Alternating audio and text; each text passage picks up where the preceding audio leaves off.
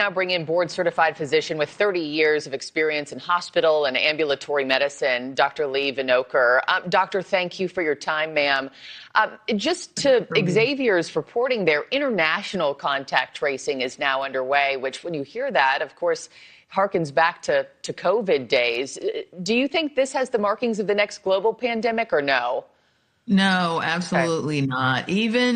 So this was a special Andes strain, probably out of Argentina where they have it. In the U.S., our hantavirus in the Southwest isn't person-to-person transmission. Now, there's always a remote chance that the virus can mutate, but it's still right now very close, intimate, personal contact that was causing the human-to-human transmission. It's certainly not as contagious as measles or COVID, where coughing near a casual contact can make you sick.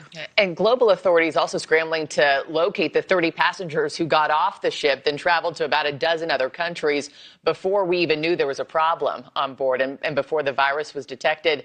Are you worried about just how far they could have already unknowingly spread this? Well, that is an issue. You know, we withdrew from the World Health Organization, and emerging infectious diseases, you know, they don't pay attention to borders. So you really need a global response for these emerging infectious diseases. So you need communication. So that could be an issue, although the WHO did contact us about passengers that came back to the United States. And we did cut some of the funding this year for studying infectious diseases and emerging diseases. So that weakened it a bit, I think. But yes, they're frantically looking for contact tracing because, you know, it can take 6 to 8 weeks before you see the symptoms. Yeah. So it's really the close contacts of people that came back from the ship that we have to worry about, that might have unknowingly spread it to close or intimate contacts, but not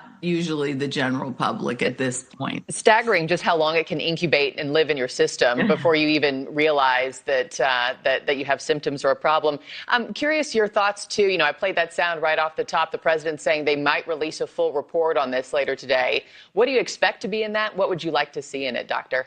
Well, I'd like to see that they've identified every passenger that was on the cruise ship. They've isolated them from their close family contacts. They're watching them to see for any signs of the infection. The problem with the hantavirus is very healthy people can get pulmonary edema. Once you get it into your lungs, it causes fluid in your lungs. And there's a high mortality rate for that. And you don't have to have pre-existing conditions. You need aggressive supportive care. So if they're watching them closely, they can get them into the ICU, get them on ventilators and things like that. But right now, we don't have a vaccine, and we also don't have any antivirals that we know work.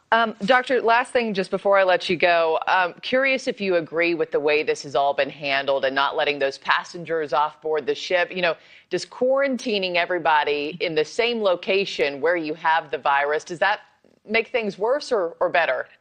Well, it shouldn't. Theoretically, the very, very close contacts of the people that died and got sick and some of the crew that might have taken care of them in cabins, they should be quarantined.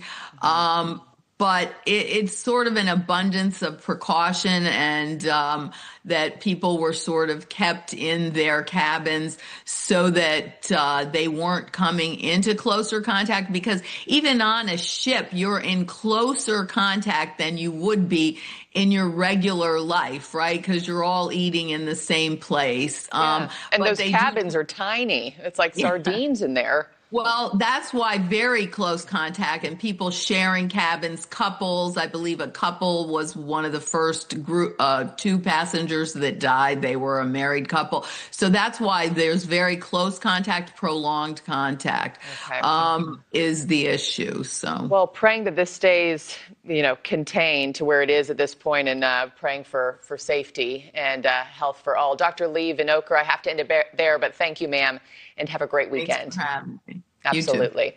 Okay.